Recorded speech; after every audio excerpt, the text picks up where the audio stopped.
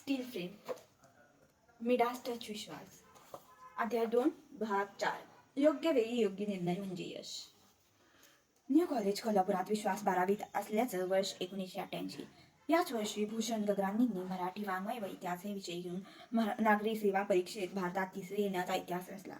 महाराष्ट्रातील UPSCची तयारीच्या वातावरणाला खरा धक्का लागला तो इथूनच. IASच्या परीक्षेत मराठी माणूस निवडला जाऊ शकते. मराठी वाङ्मय विषय घेऊन IAS होता येतं.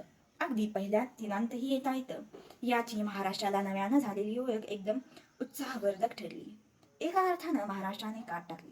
गगरांनींची निवड ही राज्याच्या इतिहासात मौलाचा दगड ठरली.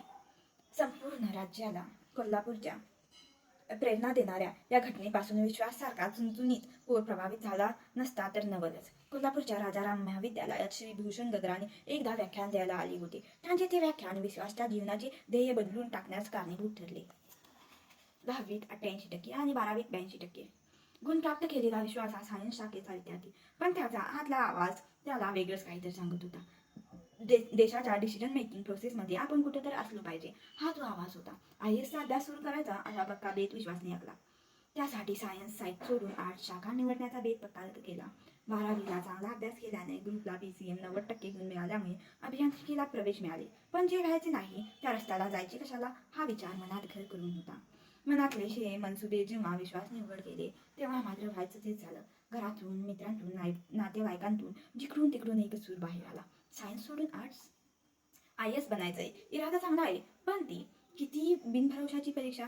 त्यासाठी वशिला लागतो.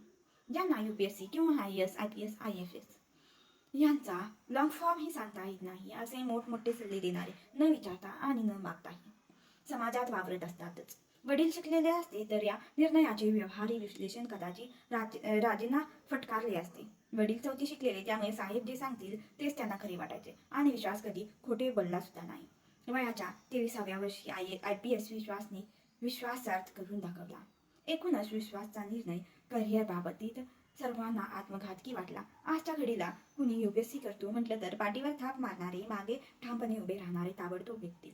पण 1988-19 साली असा निर्णय घेणं हा धाडसाचाच आणि तितकाच महत्त्वाचा निर्णय होता. UPSC कशा संधी खातात याचीही माहिती नसणाऱ्या विश्वासने फक्त आतल्या आवाजावर विश्वास ठेवून निर्णय घेतला. हीच विश्वासच्या यशाची पहिली पायरी होती. निर्णय किती योग्य आणि किती अयोग्य हा नंतरचा भाग. फक्त योग्य वेळी तो घेता आला पाहिजे. निर्णय चुकीचा जरी ठरला तरी तो योग्य वेळी घेतला असेल तर फलदायी ठरतोच, असा अनुभव आहे. विश्वासने स्वतःच डू ऑर डाय अशी परिस्थिती स्वतःसमोर उभी केली आणि या परिस्थितीमुळे त्याची जिगर जागृत केली. अशी जिगरच माणसाला परिस्थितीशी लढण्याचं बळ देते. बऱ्याच वेळेला असं होतं की काही क्षमता सुप्त असतात, त्या सुप्तच राहतात. डोक्यावर समस्या कोसळली की जगण्याच्या तगमगीतून माणूस हातपाय मारतो, नव्या वाटा शोधतो, नव्या वाटा मिळतो. जीवनाच्या या धडपडीतूनच नव्या क्षमतांचा शोध लागतो. त्याला स्वतःचीच नव्यानं ओळख होते. परिस्थिती नुसत्या अडचणी आणि समस्या घेऊन येत नसते, ती आपल्या बरोबर बक्षीसही आणते. मुळात मी कोण आहे असे प्रश्न स्वतःला पडावे लागतात. तशी भूक असावी लागते.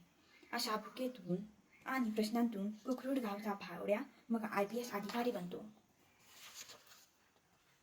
परिस्थिती अजिबात अनुकूल नव्हती, पण विश्वासने स्वतःवरचा विश्वास डळू दिला नाही. आपण घेतलेल्या निर्णयावर ठाम राहू. त्याने BAच्या प्रथम वर्षाला कोल्हापूरच्या राजाराम महाविद्यालयात प्रवेश घेतला आणि स्पर्धा परीक्षेच्या महामार्गावरचा प्रवास सुरू झाला. राजारामशी संलग्न IAS सेंटरच्या वातावरणात मन रमू लागले.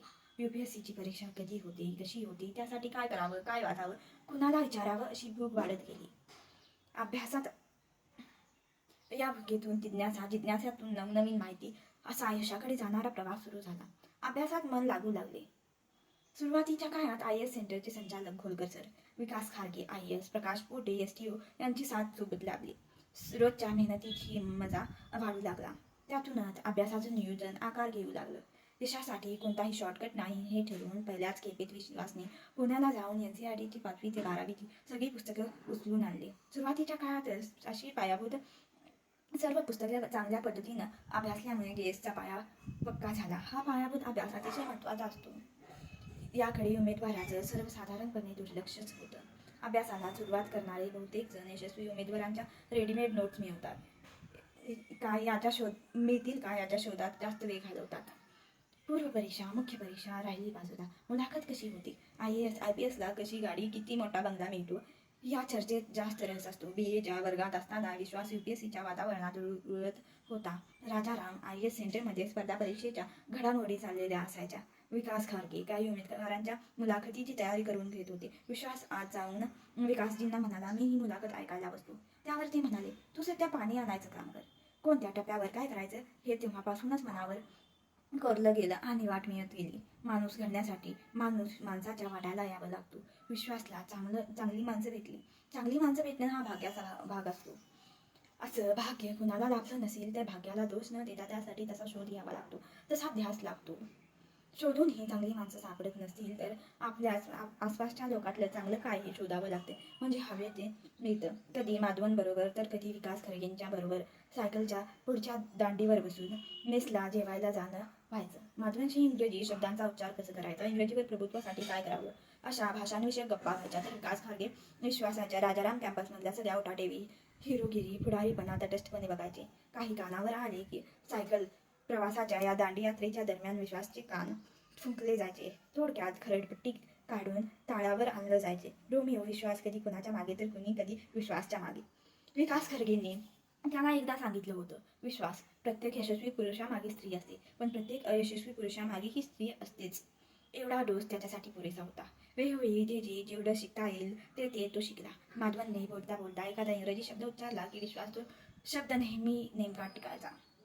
भारतीय इतिहास हे अग्निहोत्रींचं गाईड जेव्हा पहिल्यांदा वाचण्यासाठी विश्वासने उघडलं तेव्हा पहिल्याच पानावर त्याला 50 शब्द आडले असतील. ABCDची फोनची एक मोठी डायरी त्याने घेतली.